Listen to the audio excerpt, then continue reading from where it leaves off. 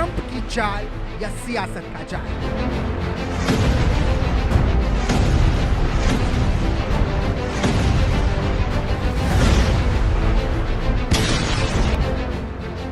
मुस्लिम देशों में क्यों छिड़ गया बवाल?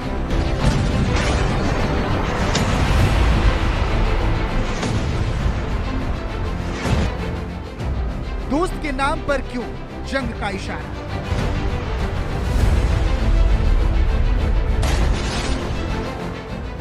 किसके इशारे पर ये खेले कारबार?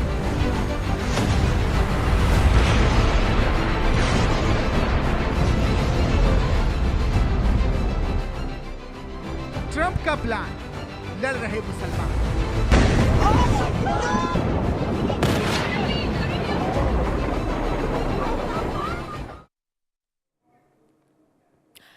महाशक्तियों के महायुद्ध में मिडिल ईस्ट में तल्खी लगातार बढ़ रही है और मुस्लिम देशों के बीच दरार गहरी होती जा रही है। ईरान और कुछ पड़ोसी देशों के बीच टकराव सिर्फ अंदरूनी राजनीति का मामला नहीं बल्कि बड़े वैश्विक खेल का हिस्सा है। क्या ट्रंप की रणनीतियों ने इन्हें लड़वाया? क्या अमेरिका और दूसरी महान शक्तियां इस आग में हैं और घी डाल रहे हैं? लेकिन क्या सिर्फ बड़े देश ही जिम्मेदार हैं? नहीं, कुछ मुस्लिम देशों की अपनी रणनीतियां और गठबंधन में इस जंग में रंग भर रहे हैं। और अब सवाल यह कि इस लड़ाई का असर सिर्फ इन देशों तक सीमित रहेगा या पूरे क्षेत्र की सुरक्षा खतरे में पड़ेगी? ईरान, अमेरिका, इजराइल युद्ध ने मुस्लिम देशों को बांट दिया। मुस्लिम देश आपस में लड़ने को तैयार हैं। जंग का आज 9वां दिन है दर्शकों। इसी बीच इजराइल ने ईरान में तेल भंडार और रिफाइनरी फैसिलिटी से जुड़े ठिकानों पर हवाई हमले शुरू कर दिए हैं। तो दूसरी तरफ ईरान की IRGC ने कहा कि हम अमेरिका और इजराइल के खिलाफ 6 महीने तक जंग लड़ने को तैयार हैं। लेकिन सबसे बड़ा सवाल कि क्या ट्रंप का प्लान से सारे मुसलमान लड़ रहे हैं? एक्सपर्ट की राय आपको दिखाते हैं। मुस्लिम देशों में आपसी कॉन्फ्लिक्ट और मतभेद के कई कारण हैं। सबसे पहला तो रीजनल सुप्रीमेसी, यानी कि टर्की भी खलीफा बनना चाहता है, ईरान भी और सऊदी अरेबिया भी। दूसरा, खास तौर पे सऊदी अरेबिया और ईरान के बीच में जो प्रॉक्सीज का वार है, चाहे वो यमन हो या इराक हो या सीरिया हो, इन तीनों देशों में। और फिर तीसरा जो फॉरेन इंटरवेंशन है, जैसे 2003 में अमेरिका ने इराक का इन्वेशन किया जिससे डिस्टेबलाइजेशन हुआ। और फिर एक चौथा कारण है शिया सुन्नी डिवाइड, यानी कि वो जो एक पुराने समय से चला आ रहा है। These are the reasons why सारे मुस्लिम देश एक पेज के ऊपर नहीं है।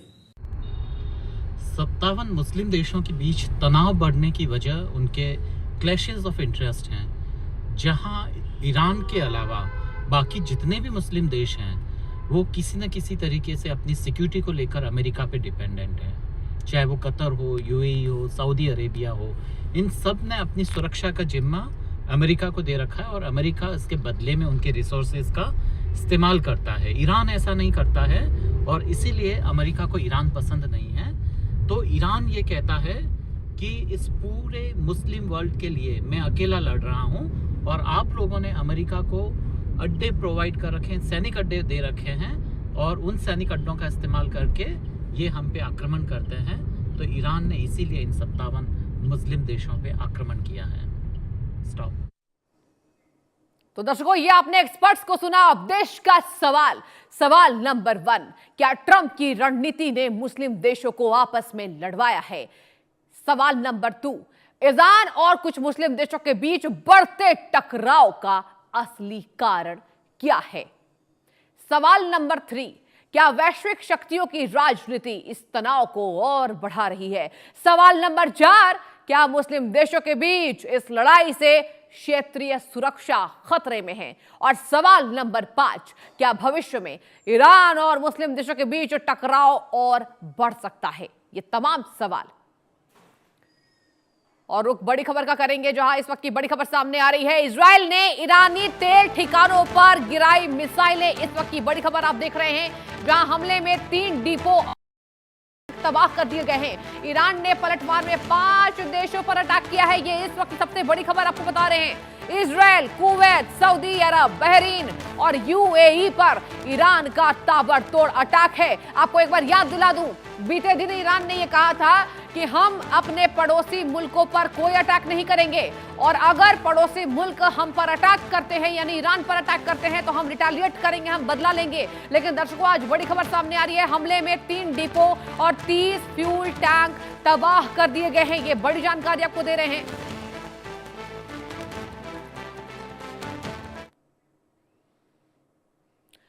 और बड़ी खबर सामने आ रही है जहां आपको बता दें कि इजराइल यूएस युद्ध में आज का क्या अपडेट है। अपडेट नंबर 1, अमेरिका, इजराइल और ईरान जंग का आज 9वां दिन है। अपडेट नंबर 2, इजराइल ने ईरान में तेल भंडार और रिफाइनरी ठिकानों पर अटैक किया है। अपडेट नंबर 3, ईरान के 30 फ्यूल टैंकों और 3 डिपो को निशाना बनाया गया है। वहीं अपडेट नंबर 4 यह कहता है कि ईरान ने पलटवार करते हुए 5 देशों पर अटैक किया। अपडेट नंबर 5, मुस्लिम देश इजराइल के अलावा कुवैत, सऊदी अरब, बहरीन और यूएई पर हमला हुआ है। अपडेट नंबर 6, आईआरजीसी ने कहा अमेरिका और इजराइल के खिलाफ 6 महीने तक जंग लड़ने को हम तैयार हैं। अपडेट नंबर 7, ईरान ने अमेरिका और इजराइल के 200 से ज्यादा सैन्य अड्डों को निशाना बनाया। अपडेट नंबर 8 आपको बता दें, ईरान में अब तक 6,668 सिविल इलाकों को निशाना बनाया गया यानी टारगेट किया गया। अपडेट नंबर 9, यूएस, इजराइल और ईरान जंग में अब तक 1483 मौत हुई है। यह आंकड़ा आपको बता रही हूं। अपडेट नंबर 10, जंग में अब तक इजराइल के 1765 लोग घायल बताए जा रहे हैं। ये आपको तमाम अपडेट्स हमने आपको दिए जहां पर यह कहा जा रहा है कि ईरान, इजराइल और अमेरिका के युद्ध के बीच में ये मौतों का जो आंकड़ा है वो कैसे बढ़ा। और अब आपको बताएंगे कि ईरान की जंग में फुल तैयारी क्या है, आईआरजीसी ने क्या कहा। आप बने रहिए हमारे साथ, एक एक जानकारी आपको देंगे ग्राफिक्स के माध्यम से कि आईआरजीसी प्रवक्ता अली मोहम्मद नैनी ने क्या कहा है। दर्शकों, उन्होंने कहा है ईरान पूरी तरह तैयार है। ये पहली जानकारी आपको दे रहे हैं। आईआरजीसी प्रवक्ता अली मोहम्मद नैनी ने साफ कहा कि वी आर रेडी। अमेरिका और इजराइल के खिलाफ 6 महीने तक जंग लड़ सकते हैं, यानी 6 महीने का यहां अवधि इन्होंने देते नजर आए हैं। ये अमेरिका और इजराइल के खिलाफ हम 6 महीने जंग लड़ सकते हैं, जहां ईरान की सेना प्लस आईआरजीसी दोनों लंबे समय तक लड़ाई कर सकते हैं। यह अमेरिका को चेतावनी है जो ये कहते नजर आ रहे हैं। आपको ग्राफिक्स के माध्यम से एक एक जानकारी दे रहे हैं। यानी कि दर्शकों, जो कहा जा रहा है ईरान अभी लड़ सकता है। मिडिल ईस्ट में अमेरिका और इजराइल के ठिकानों को निशाना बनाया गया। आईआरजीसी ने कहा है कि हमने मिडिल ईस्ट में अमेरिकी सैन्य अड्डों को निशाना बनाया। नेक्स्ट, सैन्य अड्डों और फैसिलिटी से जुड़े 200 से ज्यादा ठिकाने हमने तबाह किए। ये जानकारी ईरान के द्वारा दी गई है। और आपको बताएं, यहां अगर बात की जाए ईरान की क्या और तैयारी है, आईआरजीसी प्रवक्ता अली मोहम्मद नैनी ने कहा ईरान पूरी तरह तैयार है। तो आपने देखा, ईरान पूरी तरह अब तैयार नजर आ रहा है। एक और आपको जानकारी देंगे कि ट्रंप ने क्या मुस्लिम देशों को बांटा। ईरान का मुस्लिम देशों पर हमला हो रहा है। ईरान लगातार यहां पर हमले कर आपको तस्वीर दिखा रहे हैं। ये तस्वीर आपको दिखा रहे हैं जहां किस तरीके से यह तबाही मची हुई है। और इन तबाही की तस्वीर जिस तरीके से यहां सामने आ रही है वो भी आपको दिखाएंगे। एक एक करके आप बने रहिए, जंग की एक एक अपडेट आपको देंगे। और अब ट्रंप ने मुस्लिम्स को बांटा। ईरान का मुस्लिम देशों पर हमला देखने को मिला है। कुवैत, यूएई, सऊदी अरब, कतर, बहरीन, ओमान, जॉर्डन, ये तमाम आपको कंट्रीज के हमने नाम बताए जहां ईरान का हमला देखने को मिला है। और ईरान रिटेलिएट कर रहा है। ईरान इस जंग में पूरी तरीके से अपने पड़ोसी मुल्कों पर हमले करते तेज नजर आ रहा है। और क्योंकि ईरान का साफ मकसद है कि अगर हमारी यहां मदद किसी ने नहीं की तो हम भी किसी देश की अब मदद नहीं करेंगे। और बड़ी खबर का रुख करेंगे स्ट्रेट ऑफ हॉर्मुज में जहाज डूबने से। यहां पर बता दें 3 इंडोनेशिया हमले यहां पर लापता हो गए हैं, जहां ईरान में डबल मिसाइल हमले में 20 लोगों की मौत हो गई है। बड़ी जानकारी आपको दे रहे हैं। ईरान में अब तक 10,000 पब्लिक बिल्डिंग तबाह किए गए हैं। ये बड़ी जानकारी आप देखिए आपके टीवी स्क्रीन पर, जो आपको हम जानकारी दे रहे हैं। इजराइल में अब तक 2000 लोग अस्पताल में भर्ती है, यानी कि इजराइल में भी मौत का आंकड़ा बढ़ता नजर आ रहा है। 2000 लोग हॉस्पिटलाइज हैं, भर्ती हैं, यानी कि ईरान के द्वारा इजराइल को तबाह करने की पूरी कोशिश यहां पर की जा रही है। ये तस्वीरें आपको दिखाएंगे कि करके जंग की तस्वीरें, ये बड़ी अपडेट आपको बता रहे हैं, जहां इजराइल में अब तक 2000 लोग अस्पताल में भर्ती है, यानी कि साफ है ये जो अटैक्स की खबरें ईरान दे रहा है कि हमने इजराइल पर अटैक किया, हमने अमेरिका के सैन्य अड्डों को तबाह किया, हमने अमेरिकी दूतावास को तबाह किया, ये तमाम बातें ईरान की सच होती नजर आ रही है। मिडिल ईस्ट इस जंग में है। मिडिल ईस्ट ने दुनिया के बाकी देशों का जो केंद्र है, जो अट्रैक्शन है, वो अपने ओर कर दिया है। ये जंग लगातार होता नजर आ रहा है और इस जंग में लगातार ये तमाम देश जूझते नजर आ रहे हैं। और अब आपको बारी है ये बताने का कि आखिर ईरान क्यों ये हमला कर रहा है। मुस्लिम देश आपस में भिड़े हैं। ईरान क्यों ये हमला कर रहा है? कारण नंबर 1, ईरान चाहता है कि मिडिल ईस्ट में सबसे ज्यादा उसका ताकत बढ़े। कारण नंबर 2, इजराइल और अमेरिका के ठिकानों को निशाना बनाना। कारण नंबर 3, कभी कभी मिसाइल और ड्रोन पड़ोसी देशों से होकर गुजरते हैं। कारण नंबर 4, ईरान अपने सहयोगियों के जरिए दबाव बनाने की कोशिश करता है। कारण नंबर 5, ईरान दिखाना चाहता है कि लंबी लड़ाई के लिए वो तैयार है, तत्पर है और जंग के मैदान में कूदता नजर आ रहा है। जहां आज जंग का, मिडिल ईस्ट में महासंग्राम का आज 9वां दिन है और 9वें दिन भी ये जो 3 देश हैं ये पीछे हटने को तैयार नहीं है। कहते हैं ना कि जंग में सब जायज है और यही ईरान रिटेलिएट के जरिए बताने की कोशिश कर रहा है। और अब आपको बताएंगे कि मुस्लिम आपस में क्यों भिड़े, ये मुस्लिम देश जो है वो आपस में क्यों भिड़े। दुनिया में कितने मुस्लिम देश हैं, आप बने रहिए। देखिए यहां आपको ग्राफिक्स के माध्यम से दर्शकों को बताएंगे मुस्लिम आपस में क्यों भिड़े। ये फर्स्ट सेक्शन कौन कौन से वो देश हैं, ये सेकंड सेक्शन है जहां पर ये तमाम देशों के नाम सामने आ रहे हैं कि कौन कौन से वो देश हैं वो दुनिया में भिड़ते नजर आ रहे हैं और कितने दुनिया में मुस्लिम देश हैं। मिडिल ईस्ट, ईरान, संयुक्त अरब अमीरात यानी UAE, Kuwait, Bahrain, Jordan, Syria, Yemen, Oman, Qatar, Iraq, Saudi Arab. ये आप सेक्शन देखिए। इसके आगे भी आपको जानकारी दूंगी, एक एक जानकारी आपको दूंगी कि मुस्लिम आपस में क्यों भिड़े हैं और दुनिया में कितने मुस्लिम कंट्रीज है। देखिए Indonesia, Bangladesh, Afghanistan, Brunei, Maldives, Malaysia, Pakistan, फिलिस्तीन, अफ्रीका, मिस्र, Libya, Algeria, Morocco, Tunisia, Sudan, Somalia, Nigeria, Senegal, Mali, Niger, Chad, Mauritania, Gambia, Guinea Bissau, CS Leone, Burkina Faso, Cote d'Ivoire. ये तमाम देशों के नाम आपको हमने बताए जो ये मुस्लिम देश है। और एक और बड़ी खबर का रुख दर्शकों करेंगे दक्षिणी लेबनान पर इजरायली हमले में 19 लोगों की मौत हुई है। ओमान एयर ने 6 दिनों के लिए उड़ानें रद्द की है। ये बड़ी जानकारी, बिग अपडेट। आपको बता दें ईरानी हमले से कुवैत के 22 मंजिला इमारत में आग लगने की बड़ी जानकारी सामने आई है और इजराइल ने ईरान के F-14 फाइटर जेट को निशाना बनाया है। सबसे बड़ी अपडेट, इजराइल ने ईरान के F-14 फाइटर जेट को निशाना बनाया है, यानी कि आज मिडिल ईस्ट के 9वें दिन भी संग्राम जारी है। ये देश लगातार एक दूसरे पर अटैक्स को बढ़ा रहे हैं, दिन बढ़ता जा रहा है, हमले ताबड़तोड़। और यहां ये कहा जा रहा है कि अब ये देश रुकने को तैयार नहीं होंगे। एक और जानकारी आपको दे दें कि मुस्लिम देशों में क्यों बवाल है। मुस्लिम देशों में क्यों बवाल है? ईरान के साथ कौन है, कौन खिलाफ है ईरान के साथ? सीरिया ईरान का सबसे यहां पर बताया जा रहा है, यहां उसके साथ दे सकता है। ईरान के खिलाफ है सऊदी अरब और यूएई। ईरान लगातार हमले कर रहा है। यहीं पे आप देखिए दुबई में भी अटैक हो रहा है दर्शकों।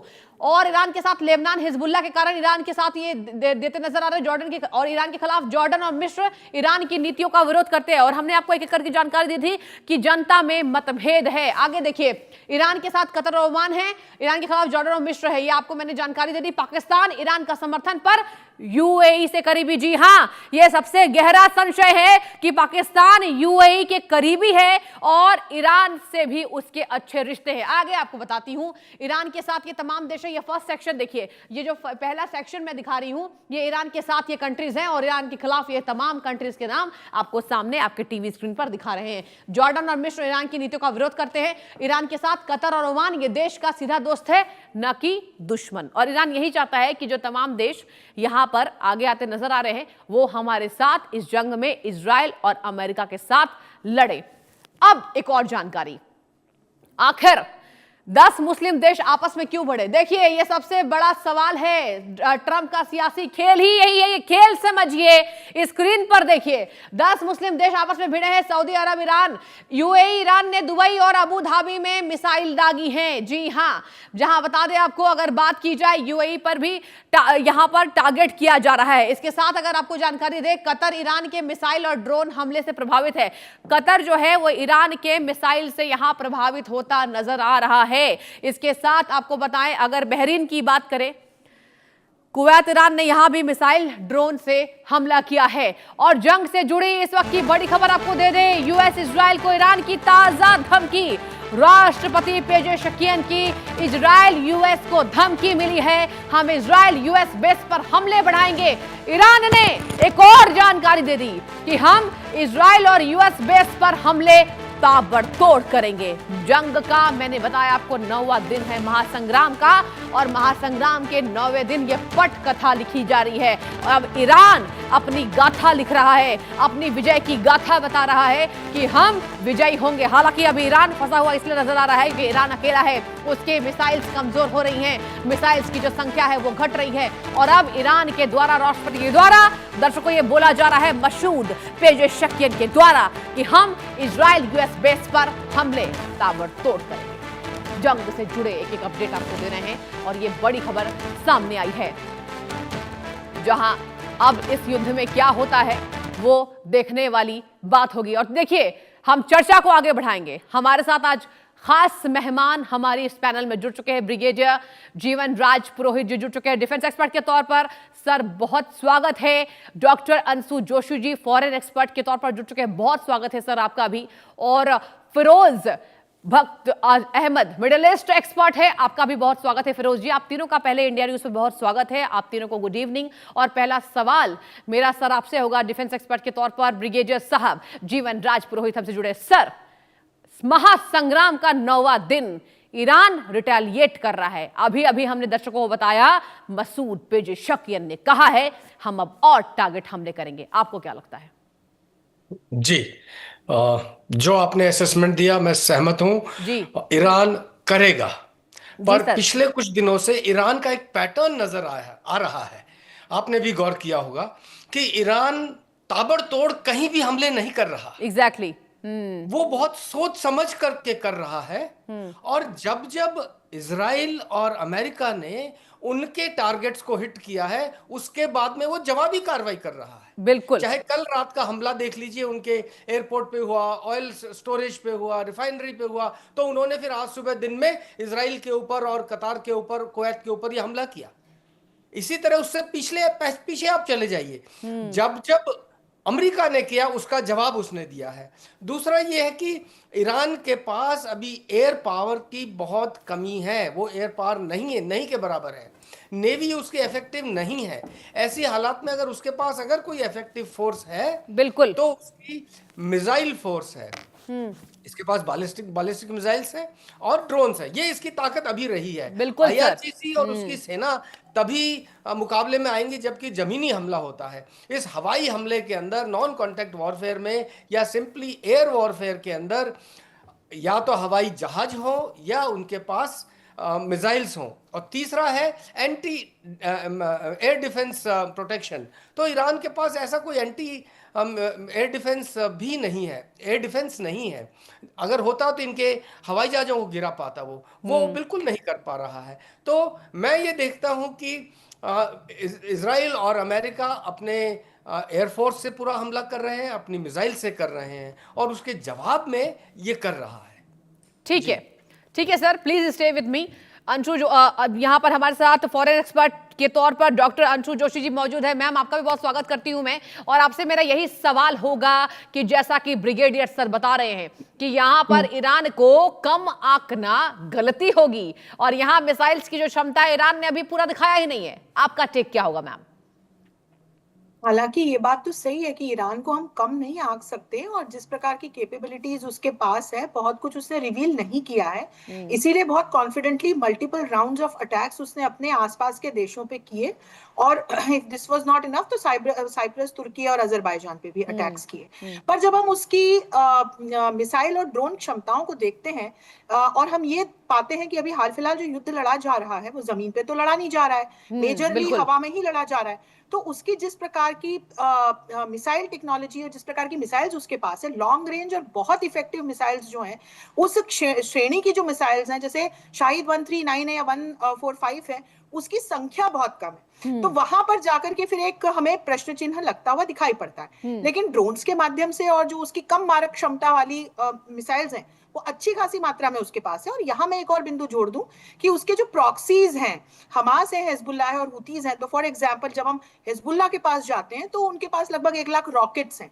तो लड़ाकों की संख्या देखें, उनके पास जिस प्रकार की क्षमताएं उसको देखें, तो वो भी कहीं ना कहीं ईरान के साथ हमको ऐड करके देखना चाहिए। ठीक है। इसलिए बिल्कुल ईरान को कम आंक कर नहीं देख सकते, पर अमेरिका की तुलना में फिर जब हम कंपेयर करने जाते हैं तो वहां पर हम कंपेरेबल भी नहीं मान सकते। बिल्कुल ठीक है। और इसी वक्त हमारे साथ मिडिल ईस्ट के जानकार फिरोज साहब जुड़े हुए हैं। फिरोज सर, आपके पास मैं आना चाहूंगी। मिडिल ईस्ट के आप जानकार हैं, आप बेहतर बताएंगे दर्शकों को कि आखिर ये जो चल रहा है, ये महासंग्राम का 9वां दिन है, तो ऐसे में ये कह देना कि अमेरिका महाशक्ति है और अमेरिका जीत जाएगा, ये मुनासिब नहीं है। आप क्या सोचते हैं ईरान की क्षमता को, आप कैसे आंक रहे हैं? और ये भी बताइए कि जब सुप्रीम लीडर का ही खात्मा कर दिया गया, अब ईरान ने बेहतर विकल्प क्या चुना होगा आपके हिसाब से?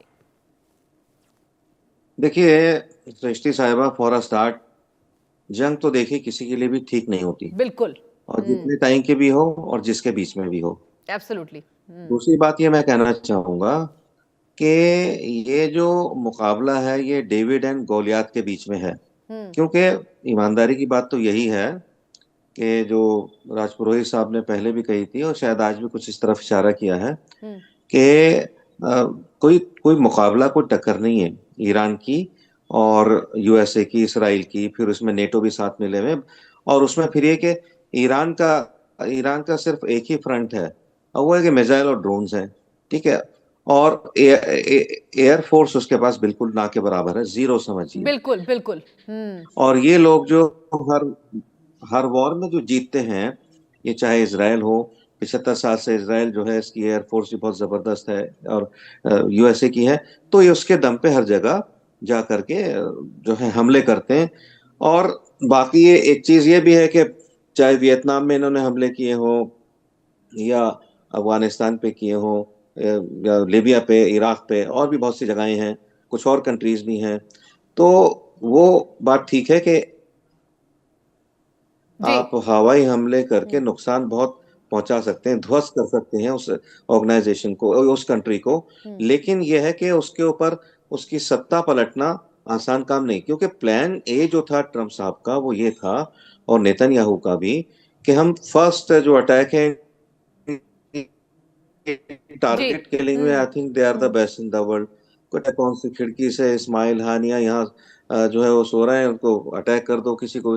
तो इन्होंने इस जो ईरान के सुप्रीम कमांडर या लीडर थे उनको भी इन्होंने मार दिया। तो मेरे कहने का मकसद ये है कि ये चीज ठीक नहीं है। अगर if you are the super power which you are, actually if you are the super president of the world which you are, तो उसमें ये नहीं है कि आप लालच करके दूसरों के जो तेलों के जखायर हैं, जो उनके नेचुरल जो चीजें हैं, उनके fruit, fresh fruit, dry fruit, ये सारी चीजें हैं, उनके ऊपर कब्जा करने की कोशिश करो।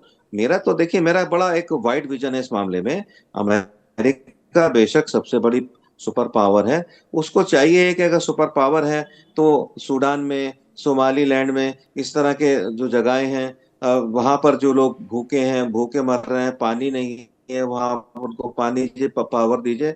लेकिन ये कि आप मादुरो को उठा के ले आए वेनेजुएला से, और फिर आप कहें कि ईरान को निपटा दूं, मादुरो को मैंने निपटा दिया, और अब मैं क्यूबा में जाऊंगा, फिर कनाडा को भी लूंगा। ये चीज जो है ना, ये जो हिटलरवाद है इस तरह का, ये दादागिरी, ये चौधराहट जो है, ये कुछ चीज ठीक नहीं है। बस आखिर में कह के मैं इजाजत लूंगा आपसे, आपके सवाल का जवाब देके। दुनिया खामोश बैठी है, ये 9-10 दिन होगा इस वॉर को, इट शुड स्टॉप। किसी को बीच में पड़ के रुकवाना चाहिए। अगर चीन और रूस बीच में बैठ के देख रहे हैं कि भाई कौन कमजोर पड़ता है, ईरान कमजोर पड़ता है तो हम आए बाद में, या यूएसए कमजोर पड़ता है, ठीक नहीं है। इन दोनों को भी कूद जाना चाहिए, लड़ाई में नहीं, इसमें कहीं ना कहीं वॉर को रुकवाने के लिए। ठीक है। जी जी सृष्टि जी। ठीक है सर, बने रहिए हमारे साथ। ब्रिगेडियर सर, मैं आपके पास ही लौटना चाहूंगी। और देखिए, एक बहुत अच्छी बात कही अहमद सर ने कि यहां रुकवाना चाहिए। इसी सवाल पर मैं आपसे पूछना चाहूंगी, अगर बात की जाए तो ये जो मध्यस्थता है, कल ईरान ने एक बयान दिया था सर, आपको याद होगा, आपने देखा भी होगा। ईरान ने साफ कहा था कि मध्यस्थता को कई देश तैयार हैं और अंदरूनी तहखाने से ये बातचीत चल रही है।